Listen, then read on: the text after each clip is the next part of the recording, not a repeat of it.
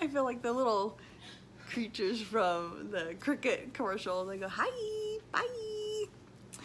Okay, so today, well, actually yesterday, I did this whole video on the planning process, you know, how you get started and everything. Well, apparently I was a little long-winded and it's too long of a video to upload on our YouTube channel. So I'm going to try to talk a little quicker today and just narrow it down to the basics so that the video is not too long.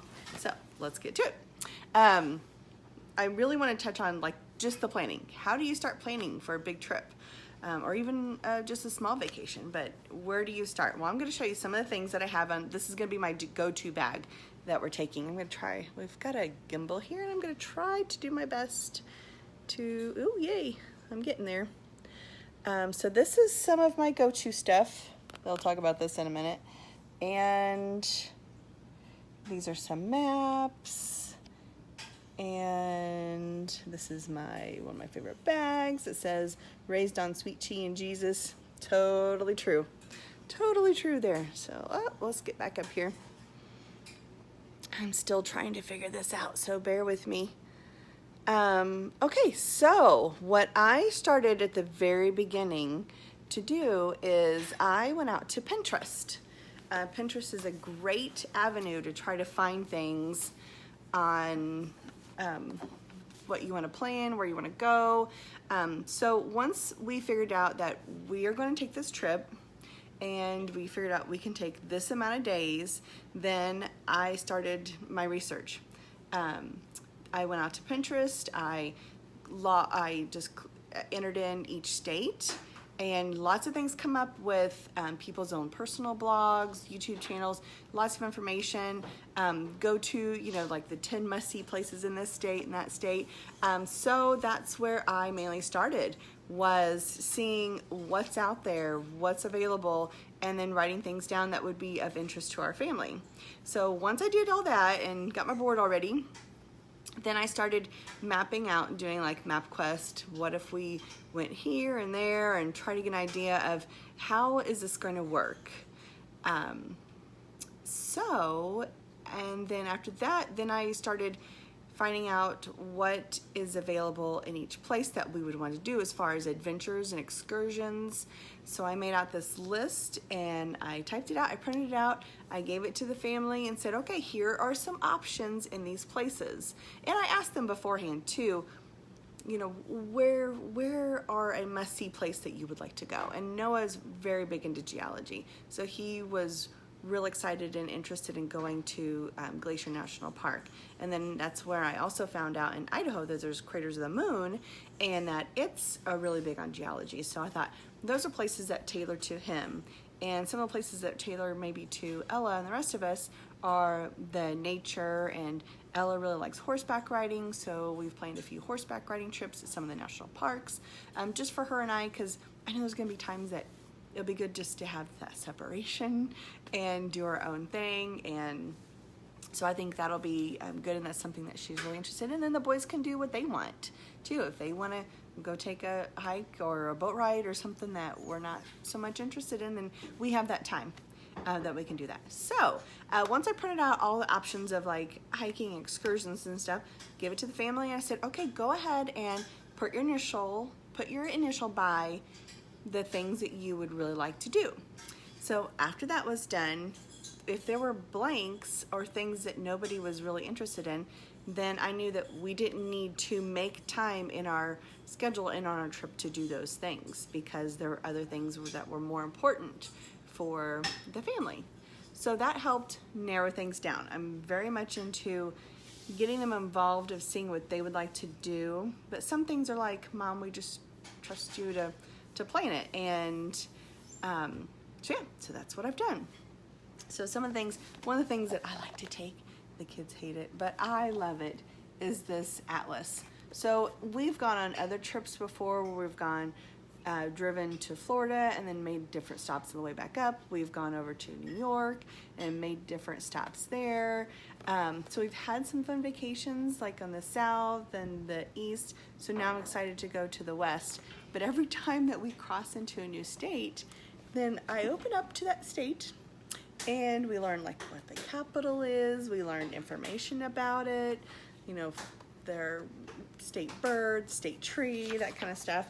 So, and then we kind of review it later on. I guess that's just the teacher and me.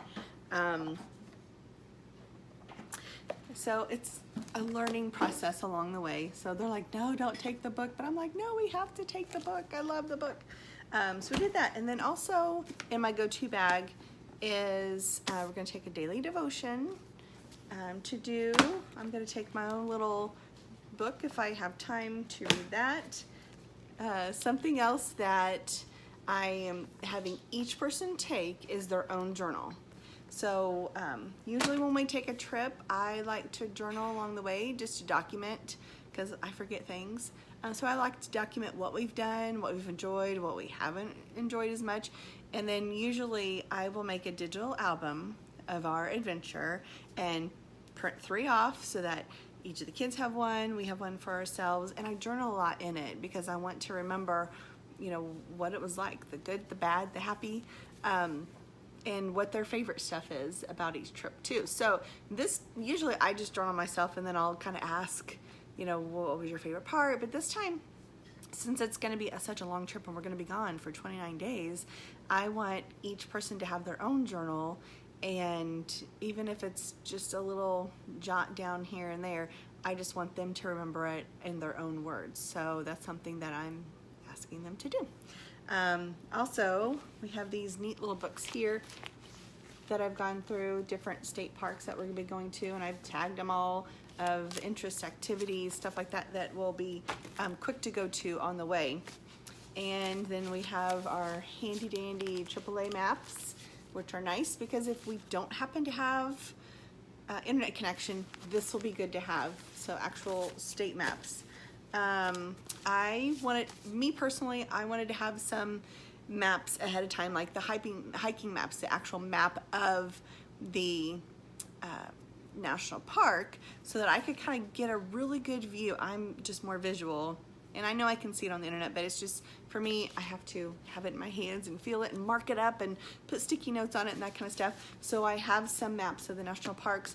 Now these I did purchase, and you don't have to. It was a little pricey to purchase, but this will be like a forever map. So if we ever go back, I know this is gonna stay in good shape.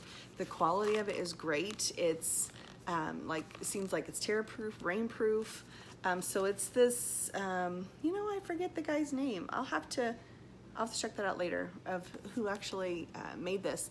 But he ranked, he's been on these hikes and these trails, and he ranked like his most favorite on down. Then there's also a section of, it's divided up into miles, so 0 to 5, 5 to 10, that kind of stuff. And a lot of good information. So I went ahead, since we're going to be doing mainly a lot of hiking at Glacier National and at Yellowstone, I went ahead and purchased these so I could have them, and I put little notes on there of what, you know, this day would be great to go this direction and that direction. Another thing I did, and that is really helpful, so once I got all my Pinterest stuff organized, once I found out what the family really wants to do, you can also join some Facebook groups. They have been super, super helpful. I joined a Yellowstone and a Glacier group, and you ask a question and there's like 50 people that are so willing to help you and give you answers. It's been wonderful. So they will give an idea, hey, we've stayed here for 50 years and this is a great location, and your friends can be helpful too if they've gone to places.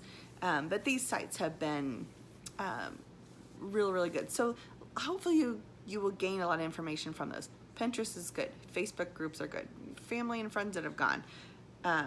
Great resources. So once I narrowed down stuff, and there's a really good app that some people recommended, and it's just I have to think of find the actual name of it, but it's an RV and Parks app that I downloaded. It did cost to download it, but it has been wonderful.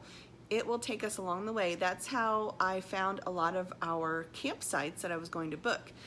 I logged in, I typed in the town that we're going to be staying at, and it comes up with all of these campsites that are available. You can go to their website, you can call them. It gives you great information of what's available in that area. And a lot of them I did call just to check on availability. Do they have water, electric, that kind of stuff. Now, we personally aren't staying inside the park just because a lot of those inside the park, you have to book so far out in advance. And if you're taking a vehicle and a travel trailer, those spots are really, really limited in the park of what's available.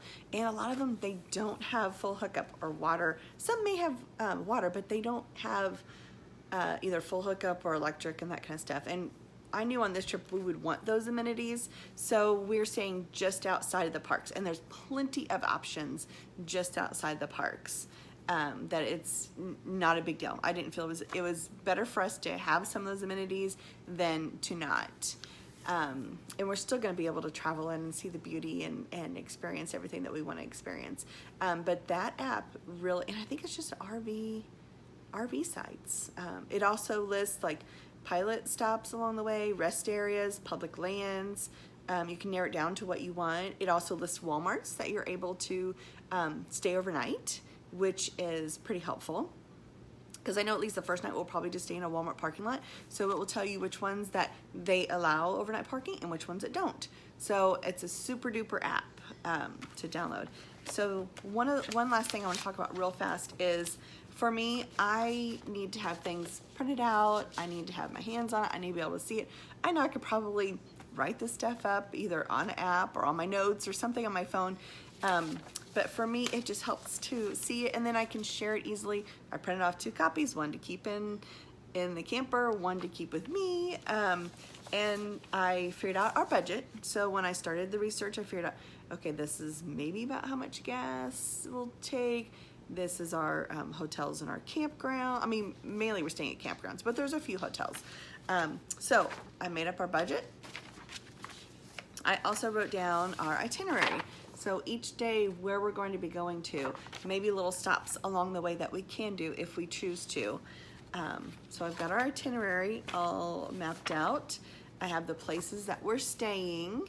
So I have all the information. I have whether they have laundry available, whether it's water and electric, how many nights we're staying there, the actual address, the phone number. So it's all handy and available in one spot.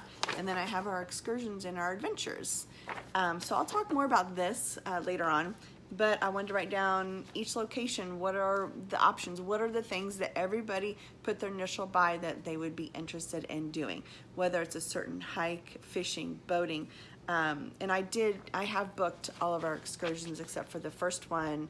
There was a little bit of change in that, so hopefully we'll still be able to do our cave tour on the first stop that we make. But, so helpful tips. I hope that this helps. I know Pinterest can be really helpful. Contact a travel agent.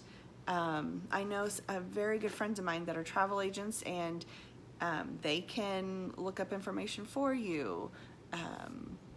Yeah, Facebook groups are really helpful.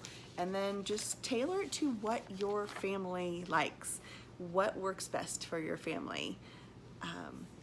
So I hope you found this helpful, and definitely plan, be organized. Definitely have to have a flexibility with you as well.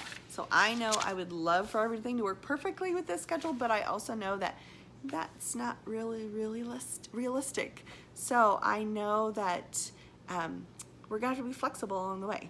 But I hope that this gives you some tips on the initial planning process. And we'll see you next time. Bye!